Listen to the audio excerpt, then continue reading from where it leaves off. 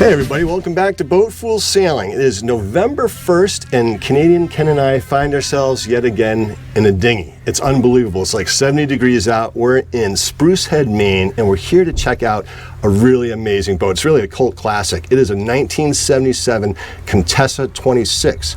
Now, I'm sure most of you have heard of these boats, but they are renowned worldwide for their seaworthy capabilities, and they've been used for circumnavigations by all sorts of people, from teenagers to older adults. So 350 of these were made in the UK. Another 400 were made by J.J. Taylor in Canada, Ken. Ah, right? Yeah, I like it. Up in Canada, in Ontario. At one point, these were known, when they came to Canada, they're known as the Taylor 26, but they're all affectionately known as the Contessa 26. And this is an actual, factual Contessa 26, the 1977 model. And I'm really excited to see it. I've never been on one of these. I've never even seen one of these. So, Ken, are we almost there? Yeah, I think we're getting there. Oh, look at this. Oh, there we are.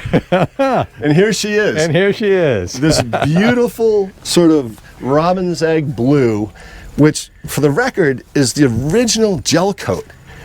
This boat, if you can believe it, sat on the hard for 12 years. And the current owners bought her 2 years ago and spent a better part of those 2 years fixing her up, and they sanded and waxed and buffed and got the original gel coat to come back to its original beautiful hue. It really is beautiful, and a unique color. You don't see this color a lot. No, it's really, really wonderful. And the way you tell this is an authentic Contessa is by the cove stripe and the logo right here, etched into the fiberglass. And she is a full keel with a cutaway forefoot. And it's encapsulated with iron, and these boats are very, very stiff boats. We'll go over the numbers later, but this boat is made for blue water sailing. A nice keel hung rudder, transom hung rudder. Look rudder is amazing. Beautiful. Look at the size of this thing. Right. And just how it integrates into the design. It's just fantastic. It's really, really beautifully made. And you've got the three-bladed bronze prop here, and we'll get to the engine situation in a minute. But it's just beautiful, and it's got this, the technical term for this piece right here, which is really key, is just a strap of aluminum, which protects like lobster pot lines getting up in here and getting fouled. So it runs right off the bottom, which is nice. If there is a technical term, please let us know. Yeah, put it in the comments below. But it's like a skid plate on a car. I know, and a great name, Kind of Blue. If everyone knows the Miles Davis, it's an incredible album. Really? How do you know that? I know, I like my blues. You don't like jazz and blues much. I don't like jazz and blues. Yeah, I'm not a fan. I don't dislike it, I just don't listen to it. My stepsister was married to Larry Coryell, so you know. All right, I don't know what you're talking about, but I believe you. So, to the engine real quick. The engine's currently not functioning. It's the original Petter engine, I believe it's called, P-E-T-T-E-R. So it's, as a workaround, the owner had this outboard bracket manufactured specifically for this boat. It's aluminum, and it really is slick. And the nice thing about this is that if you're new to sailing and don't want to have to deal with a diesel inboard, you have your trusty 9.9 Johnson, what's it called? What was it called? We'll tell you in a second. Yeah. But it's an older Johnson motor, so it sort of dates to the age of the boat. So it's all keeping in with the time and the era of the boat. So it's like a 77 Johnson Seamaster? Something like that, yeah. Anyway, he fine-tuned it and took the governor, adjusted the governor, and it's now a 15 horsepower. He says this boat almost planes when it he said it almost planes. But look at this hull. The top sides are just, it's astonishing to me. And we should mention the dinghy's name is Little Blue. Little Blue, yeah. And we're not sure if it comes with a boat or not, but we think it does. And everything's negotiable. Everything's negotiable. And speaking of that, the list price for this beautiful boat is $9,500. 93. Oh, what? 93? 95. I thought it was 95. You think it's 93? Well, maybe that's a $2,000 dinghy. Or a $200 dinghy. $200 dinghy, sorry. Your math is really, really bad. Is that Canadian math? It is. It's metric. That's metric. Anyway, we'll put the actual price in the comments or in the description below. But a little CQR anchor up here. It looks like maybe a 20-pounder, 15-pounder. We'll check that out. Yeah. But like I said, I've never seen one of these, and I'm really excited to check it out. It looks very seaworthy, doesn't it? Yeah. Sure does. Solid. Yeah. Yeah. Well, let's get on board. Let's get on board. All right, so now we're up in the cockpit of the Contessa 26, and this is our first time in one of these. And I have to say, Ken, are you taking a nap? Oh my goodness, it's such a nice day. 1st of November, it's like 75. What are you doing? Look. So, hey, you just proved the point that I was about to make, that this cockpit is actually very substantial for a 26-foot boat. Oh, yeah. Not only that, not only good for napping, it's good for sitting because the combing's so high. Nice high combings. Yeah, this is beautiful. So the cool thing about these Contessas is that they were David Sadler, the designer, and Jeremy Rogers, the builder, got together to sort of perfect what is one of the most successful boats ever made, which was the Nordic Folkboat. And they tweaked the design a little bit to make it a little bit more rugged for ocean-going sailing. And the only Contessa more successful than the Contessa 26 was the Contessa 32. I think more than 800 of those were made. So it's pretty amazing. But how many folk boats did they build? Something like 4,000. And it's astonishing how, and they're huge in Europe. And it's just astonishing how well that class did. And so this is based on that design, and so it's really kind of a special look. And I like it. And wait till you see the companionway door in this. But we're gonna show you some of the upgrades that have been done to this boat, and so far, color me impressed. Yes, I like it. I mean, I love this high combings and minimal bright work you got to do on this boat. So I like that too. And the fact that it's 1977 and it's still going strong. There's some debate. So the hulls are solid fiberglass, and there's some debate whether or not the decks are cored or not. And you're going to get every answer under the sun. Some say they're not cored with balsa. Some say they're cored with balsa and plywood. Some say they're solid fiberglass. We don't know. So if you know the answer, if you have the definitive answer, please put it in the comments below. But in the meantime, let's take a look around. Let's take a look around. All right. Very cool. All right. So obviously, her steering system is a really large, beautiful tiller. And then what you're going to first notice here is this traveler system, which is modified from the original, which was just a 3-point A-style sheeting system. And now you have a full-on traveler system. And these brackets for it are all custom and stainless. And this traveler came off, I think, at Cape Dory 25. And you can see it's bowed. Yeah, it's bowed because it came off the coach roof of the Cape Dory, and it's sort of perfect for this. And the reason the seller did this is because he's a rather tall guy, I'd say 6'3", 6'4", and he had trouble standing in the cockpit, which he likes to do with that old 3-point A-style sheeting system, and get in the way, hit him in the shoulder. So this lifts it up by 19 inches and changes the angle a little bit and gives you more flexibility to sheet out more easily, because he said that other system, there's a lot of friction and it doesn't really sheet well.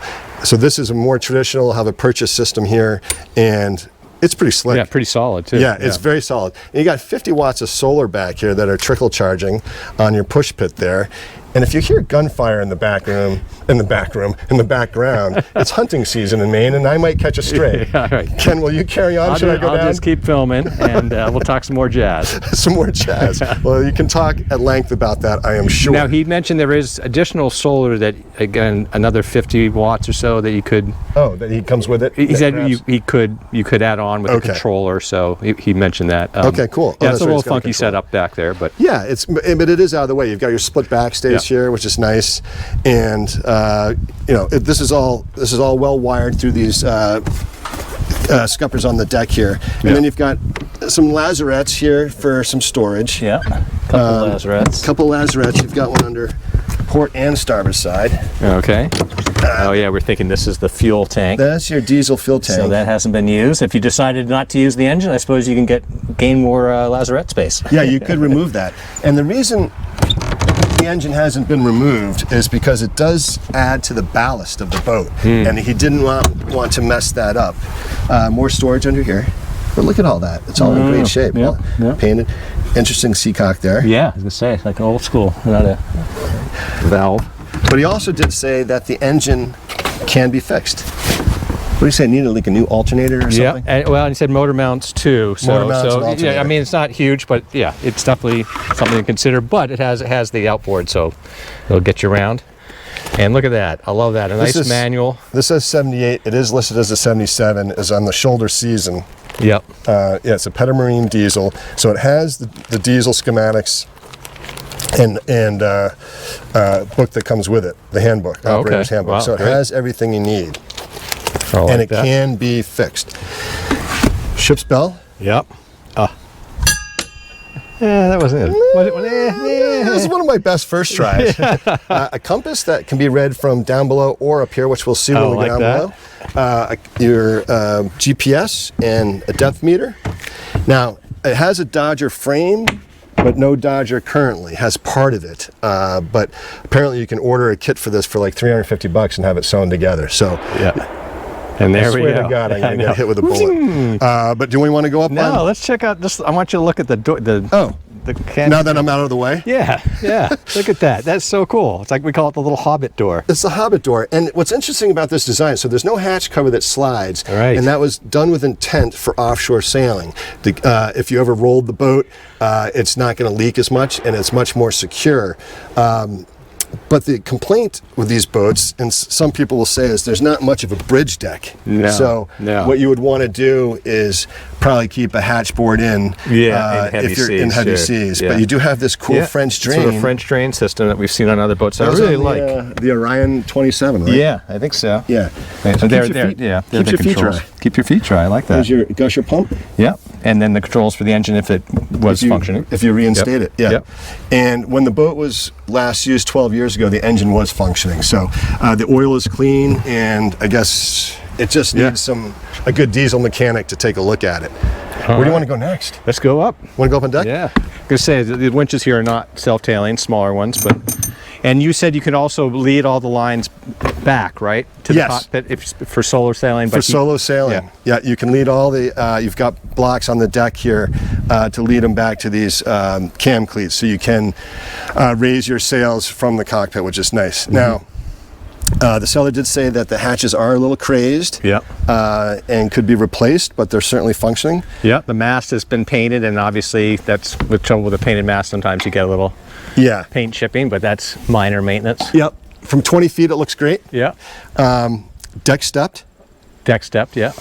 Nice handrails, grab rails along here, which these have been varnished. And these are the original. Those are the original. Fantastic, yeah. The jib sheets run outside on the tow rail to these blocks back here, much like on the Morgan. Yeah.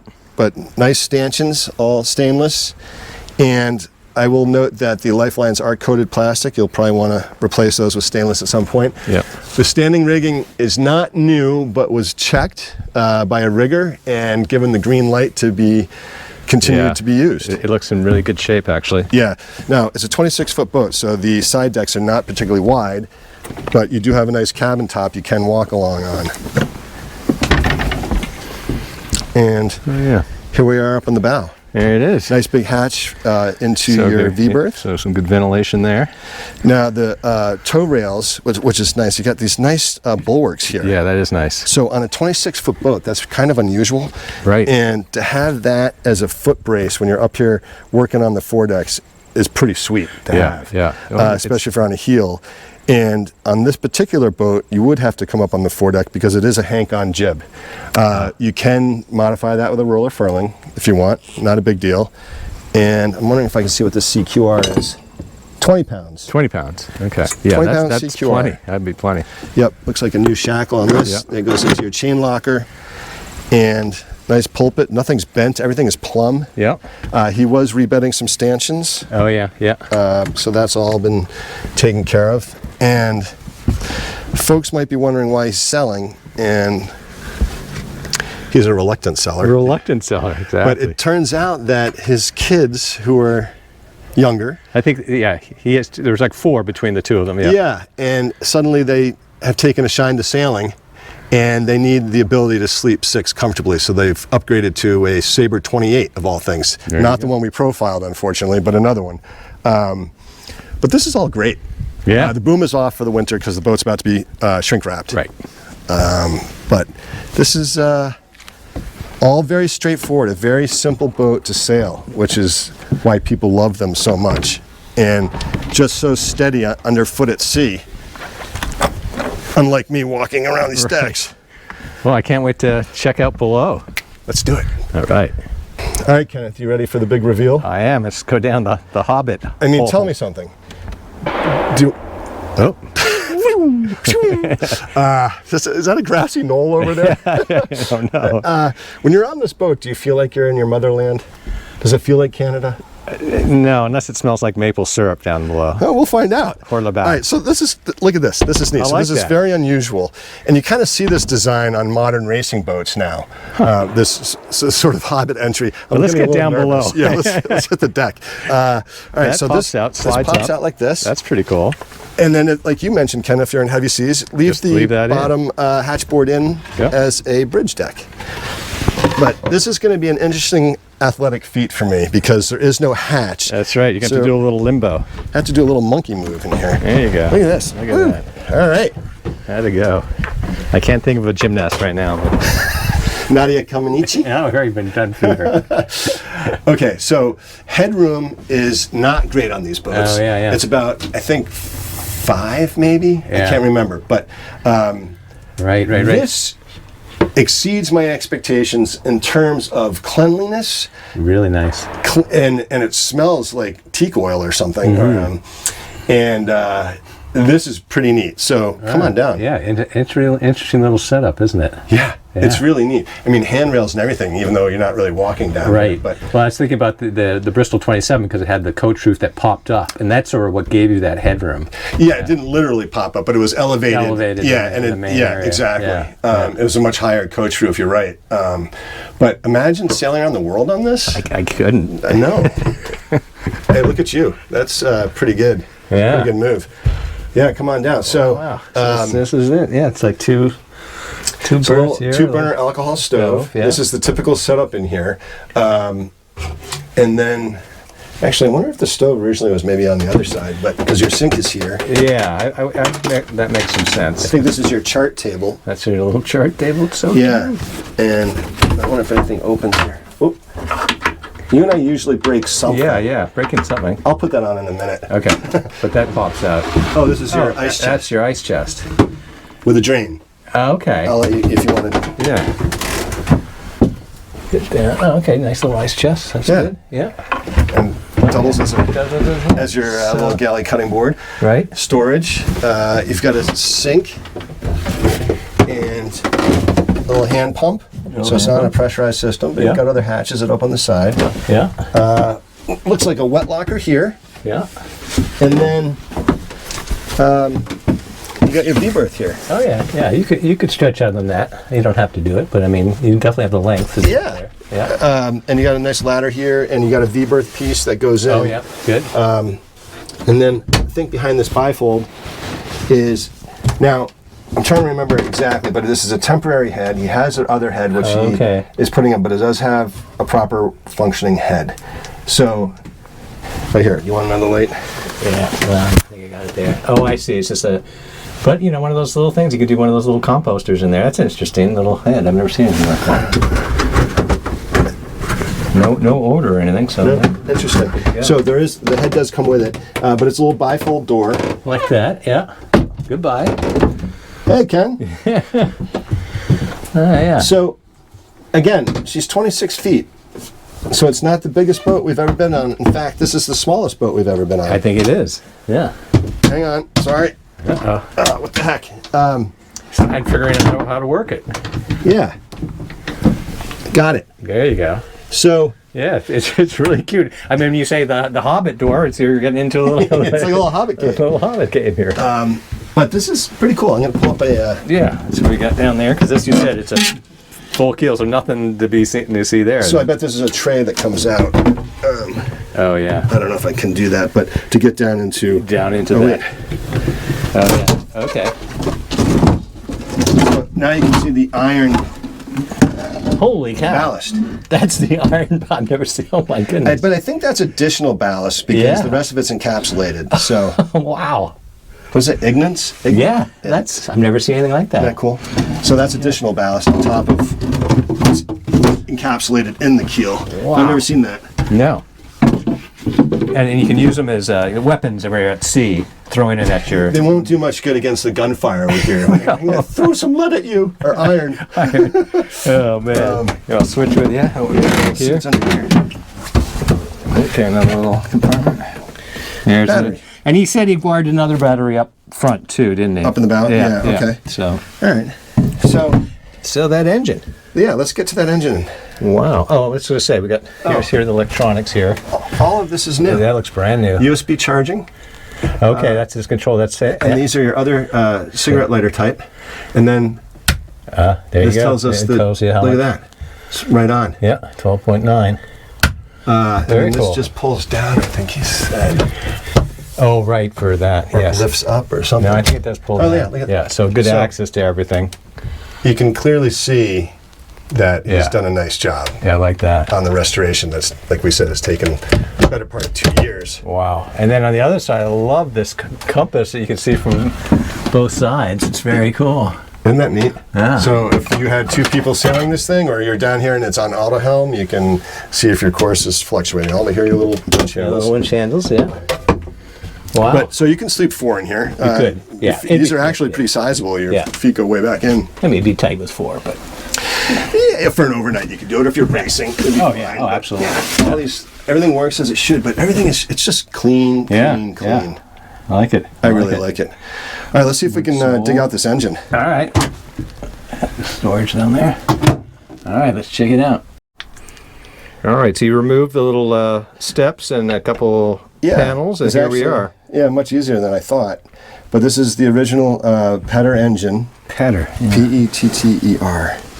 And he says that it needs 2 new engine mounts and an alternator. And you could probably also access this from yeah, we reckon this piece comes out here. That panel probably comes out. Yeah, you pull these things off and then get into that. Yep, lift that right out. And yeah, it looks a little worn, but you know, like you said, I don't know, if you have that, they have the 9.9 or 15. Just leave this as is. Yeah, leave it as is. Until you really want to get into it. And if you're a diesel mechanic, then you can... the problem is, probably, is you're going to find it's somewhat difficult to find parts for it. Yes. I understand that you still can find parts, it's just difficult. I bet, yeah. So that's the other issue. But who knows? You might be able to mix and match something. You might be able to swap out for a beta, or, like we said, that 9.9, aka 15 horsepower is going to move you just fine. Just fine, yeah. And if that fails, you just pop it off the bracket and bring it to your local outboard mechanic. Yeah. And easy peasy fix it up and put it back on. And it's not unusual for boats under like 27 feet to have just... Yeah, yours was an outboard, the Bristol 27. Yeah. In the engine well, but yeah. But he left like we said, he left this in here for, he didn't want to disrupt the ballast of the boat. Makes sense. Yeah, that's got to be a few Otherwise, he'd have to pounds. take some of those iron Ignits out and throw them in put them back here. But so anyway, that's the situation with the diesel. It's not necessary, but you can fix it if you want it. And it was working 12 years ago. And he did check the oil, all that is good. It just, he thinks it's the alternator, engine mounts, and I think maybe a starter. I think that was the other one. Okay. A new starter. Yeah. So definitely, it's priced. It's priced accordingly. Right. Either 9,300 or 9,500. Anybody's guess. All right. I think we're ready to wrap up. I mean, I think so. I think the key thing to know about this boat is when we wrap up, we'll talk about it a little more, but I really think it's ideal for someone who's looking for their first big boat, something that's stable, a couple, solo sailor, maybe a small family, and maybe not a particularly tall family. Yeah, but boy, this will get you out in heavy seas and you'll feel safe. Absolutely. Yeah. All right, let's wrap it up. All right. All right, my little Canadian friend, what did you think?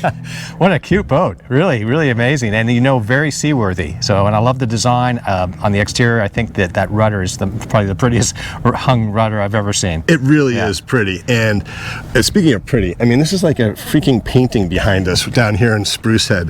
And we are, like we said, at Spruce Head Marine. And they've got a big travel lift here, and we're looking out toward the Muscle Ridge Channel and Monroe Island. Yeah, a great place to sail. We love sailing down this area. This is incredible. It's an incredible spot. And we're just November 1st, ladies and gentlemen. Bananas. It's usually snowing. So the dimensions on this boat, she's 25 and a half overall, 20 on the water, 4-foot draft, so you can get in some pretty shallow places. Her sail area displacement's a little low. It's like 12, 13, something like that. So she's not going to be particularly fast in light air, but that's no big deal. This is a heavy air boat. Yep. Her ballast displacement, she's a very stiff boat at nearly 43. Wow. The key number is 40. She's above that. So this boat, she'll heel a little bit, then she's going to lock in and go and feel very stable underfoot. She's a heavy displacement at 301. And a good coverage ratio. Yeah, as it's well. almost 30. Yeah, it's like 26 and something. So for a little boat, I think that's the thing. She's very seaworthy. So very comfortable in seaworthy the water. boat. Yeah. And if you were so inclined to do offshore racing, her capsizing screening formula is 1.7, well under the 2 mark that you would need or used to be required for offshore sailing. So you know this boat was built to go places, and it's proven itself time and time again. And Right, and quite a community, right? Well, that's an excellent point, Ken. You mentioned, what was he was saying to you that despite the lack of headroom in the boat. Yeah, because he's 6'3", and it's only like 5'8" in there, and he said he made it work, not a problem for him. And one of the reasons he bought the boat was for the community of Contessa owners. And so, the only reason he's selling this is to get something a little bit bigger for his family. Yeah, in the they Sabre need it for 6, and 4 would be the most you'd want to sleep on that one for sure. Right. Yeah. And we're going to put his contact information below, and we will verify the price and put that in the description below. Ken thinks it's 93. I think it's 95. And yeah, and I think the dinghy may or may not come with, so we'll see. It might be a negotiating point. Right. But long story short, I was actually blown away by this boat because when I contacted Dave, he said that he hadn't finished the restoration and refit that he was doing, and I was expecting a boat that was sort of torn apart and all that sort of thing. But this was this was beautiful. I mean, it was on the hard for 12 years. You should see it. It was like a lichen forest. Yeah, we'll have pictures overlaid through the he's video. Really and you'll done see an incredible job. He's done an incredible job, and I think for that they have, right? We should say. So I think for that price point, whether it's 93 or 95 or best reasonable offer, I think you're getting yourself a smoking boat, a huge online community and active sailing community in these Contessas, and they're all over the world. And it was such a successful design. And I was really, when it popped up for sale, I was like, oh my God, we got to go see this thing. Because I've read about Contessas, I've read the books on Contessas, and what a cool experience. Yeah, and they're going to be buttoning it up pretty soon. So they'll be here for the winter store down here with the mast in, which is makes it easier to launch in the spring. Yeah, it will be shrink wrapped and put away properly. So everybody, thank you. I think we're really getting close to 15,000 if we haven't gone over already by the time you see this. So we really appreciate your support. And we've got some Boatfuls top 10s coming up in the not too distant future because we're not going to get many more days like this. No, in the dinghy. In the dinghy. We'll find a way to get in the dinghy. dinghy. We'll get a dinghy into the office, into the studio. We'll do that. All right, everybody. Thanks for tuning in, and we'll see you next time.